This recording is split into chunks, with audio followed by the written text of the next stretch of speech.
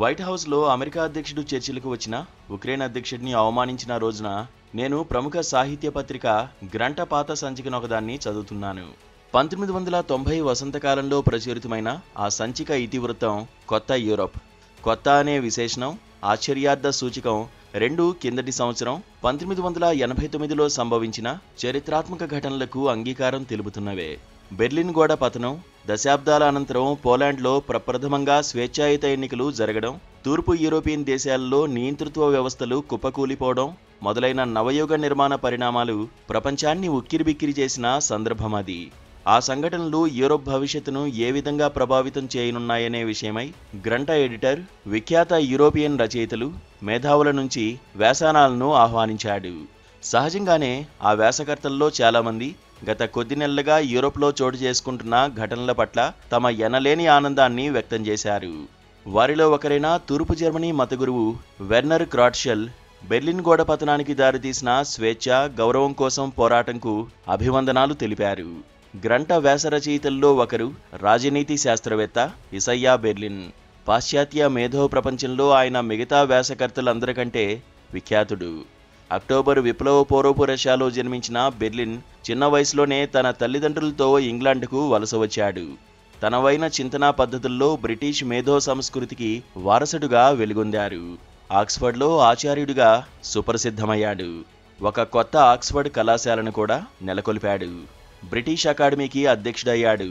ముమ్మూర్తులా British వాడిగా రూపొందినప్పటికీ Russia చరిత్రలో తన ప్రగాఢ కుతూహలాన్ని, గతకాలం రష్యన్ రచయితలు, చింతకుల పట్ల అపురూపమైన ఆసక్తిని తుదకంటూ నిలుపుకున్న యూరోపియన్ మేధావి.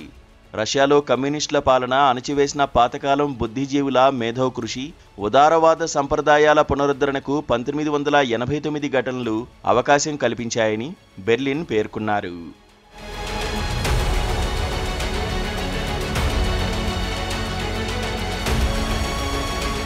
తూర్పు యూరోపులో సోవియట్ కీలుబొమ్మల ప్రభుత్వాలు కూలిపోవడాన్ని మిగతా వ్యాసకర్తలు స్వాగతించారు.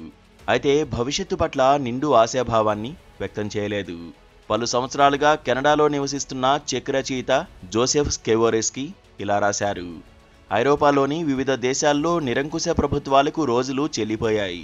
బహుముఖ ప్రజ్ఞాశాలి జార్జి స్టెయినర్ ఇలా వ్యాఖ్యానించాడు.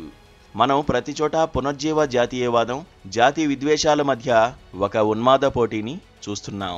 అయితే అమెరికా మాత్రం ఒక ప్రాంతీయ మహాశక్తిగా పరిణమిస్తున్నట్లుగా కనిపిస్తోంది. యూరోప్ గురించి తెలుసుకోవడం లేదు. సంభవిస్తున్న సంఘటనలను పట్టించుకోకుండా ఈ మహా గొప్ప పాత ప్రపంచం పట్ల ఉదాసీనత చూపుతోంది. ఏమైనా యూరోప్ పునరుత్థానమవుతోంది. తన సొంతంగా నిలబడుతోంది. 1989 సంఘటనలో సంభవించిందేమిటి? తూర్పు యూరప్ అంతటా అణచివేతకు గురైన జాతీయవాద మనోభావాలు ఉప్పెనలా వ్యక్తమయ్యాయి. పోలిష్ ప్రజలు, చెక్ దేశవాసులు, మగ్యార్లు, జర్మన్లు సోవియట్ యూనియన్ ఆధిపత్యంపై తిరుగుబాటు చేశారు. సోవియట్ రష్యా శృంఖలాల నుంచి విముక్తమయ్యేందుకు దృఢంగా సంకల్పించుకున్నారు. పర్యవసానమే కొత్త యూరప్ ఆవిర్భావం. తూర్పు యూరప్లోని చిన్న చిన్న దేశాలు మళ్లీ స్వేచ్ఛ సాధించుకోవడం పట్ల పలువురు వ్యాసకర్తలు తమ దృష్టి కేంద్రీకరించగా, అంద్రేయ సిన్యావస్కీ అనే వ్యాసకర్త మాత్రం జాతీయవాదం అణగారిన ప్రజలను విముక్తం చేయడమే కాకుండా ప్రతిఘాతుక శక్తిగా కూడా పరిణమించగలదని హెచ్చరించారు. ప్రతిఘాతుక శక్తి అనే వ్యాఖ్యను ఆయన రష్యాను దృష్టిలో ఉంచుకుని చేశారు. ఒక ఇతివృత్తంతో వెలువరించే ఏ సంచిక కోసమైనా సంబంధిత పత్రిక ఎడిటర్ వ్యాసకర్తలకు వేరువేరుగా లేఖలు రాయడం పరిపాటి. బెర్లిన్, సిన్యావస్కీలు ఇద్దరికీ తోటి వ్యాసకర్త ఏమి చెబుతున్నాడన్న విషయం తెలిసి ఉండే అవకాశం లేదు. ప్రచురితమైన 3 దశాబ్దాల అనంతరం వారి వ్యాసాలను వెంటనే చదువుతున్నప్పుడు ఒకరి ఆశాభావం, మరొకరి సంశయవాదం మధ్య వైరుధ్యం స్పష్టంగా కనిపించింది. ఇందుకు కారణం వారి జీవిత ప్రస్థానాలు భిన్న రీతుల్లో సాగడమేనని చెప్పవచ్చు. రష్యాలో రష్యన్లతో నేరుగా సంబంధాలు లేని తాత్వికుడు బెర్లిన్. రష్యన్లతో ప్రత్యక్ష అనుభవాలు అపారంగా ఉన్న మేధావి సిన్యావస్కీ. 1925లో మాస్కోలో జన్మించిన సిన్యావస్కీ 1973లో మాత్రమే సోవియట్ యూనియన్ నుంచి వలసపోయిన వ్యక్తి. కనుక ఆయనకు రష్యన్లతో దశాబ్దాల పాటు ప్రత్యక్ష అనుభవాలు ఉన్నాయి. రష్యన్ జాతీయవాదంలో విదేశీయుల పట్ల ద్వేషం, దురహంకార ధోరణులు ఎలా ఉంటాయో ఆయనకు బాగా తెలుసుంటుంది.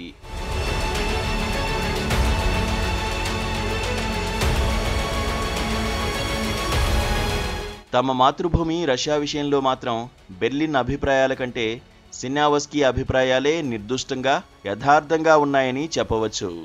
దశాబ్దాలుగా అధికారంలో ఉన్న వ్లాదిమిర్ పుతిన్ తొలుత తన సొంత ప్రజలను తన ఇష్టాయిష్టాలకు అనుగుణంగా దాస్యులను చేసుకోగలిగాడు. ఆ తర్వాత సోవియట్ యూనియన్ విచ్ఛిన్నమైపోయిన తర్వాత స్వేచ్ఛ పొందిన దేశాల ప్రజలపై రష్యా సంపూర్ణ పెత్తనాన్ని నెలకొల్పేందుకు పూనుకున్నాడు. పుతిన్లో బలంగా ఉన్న సామ్రాజ్య పునర్నిర్మాణ ఆకాంక్షే ఉక్రెయిన్ దురాక్రమణగా రూపుదాల్చింది. ఉక్రెయిన్ను జయించిన పిదప మరికొన్ని చిన్న యూరోపియన్ దేశాలను సైతం ఆక్రమించుకునేందుకు ఆయన తప్పక ప్రయత్నిస్తాడు. రష్యన్ జాతీయవాద దురహంకార ధోరణులను, పుతిన్ విస్తరణవాదాన్ని విమర్శిస్తున్నవారు రష్యా భీతితో వ్యవహరిస్తున్నవారుగా పుతిన్ సమర్థకులు కొట్టివేస్తున్నారు. అమెరికా భవిష్యత్తులో యూరోప్ పట్ల పూర్తిగా ఉదాసీనత చూపుతుందని జార్జి స్టెయినర్ చేసిన వ్యాఖ్యలు చాలా దూరదృష్టితో చేసినవని గత పక్షం రోజులుగా సంభవిస్తున్న సంఘటనలు రుజువు చేస్తున్నాయి. అమెరికా కాలక్రమేణా ఐరోపా పట్ల పూర్తిగా ఉదాసీనత చూపుతుందనేది ఆయన వ్యాఖ్యల సారాంశం కదా. పుతిన్ పట్ల డొనాల్డ్ ట్రంప్ అభిమానం అందరికీ తెలిసిందే. అయినా రెండోసారి అధికారానికి వచ్చి రాగానే ఉక్రెయిన్ విషయంలో తీవ్ర వ్యతిరేకతతో వ్యవహరిస్తాడని కొద్దిమంది మాత్రమే ఊహించారు. ఫిబ్రవరి 28న వైట్ హౌస్లో ఉక్రెయిన్ అధ్యక్షుడు జెలెన్స్కీని ట్రంప్, ఆయన ఉపాధ్యక్షుడు జేడీ వాన్స్ మీడియా ముందే అంతగా అవమానించడాన్ని రష్యన్ రాజకీయవేత్తలు సహజంగానే స్వాగతించారు. ఉక్రెయిన్ను మళ్లీ స్వాధీనం చేసుకోవాలన్న తమ ఆకాంక్షను ట్రంప్ సమర్థిస్తున్నట్టు ఆ ఘటన నిర్ధారించిందని వారు ఆనందపడుతున్నారు.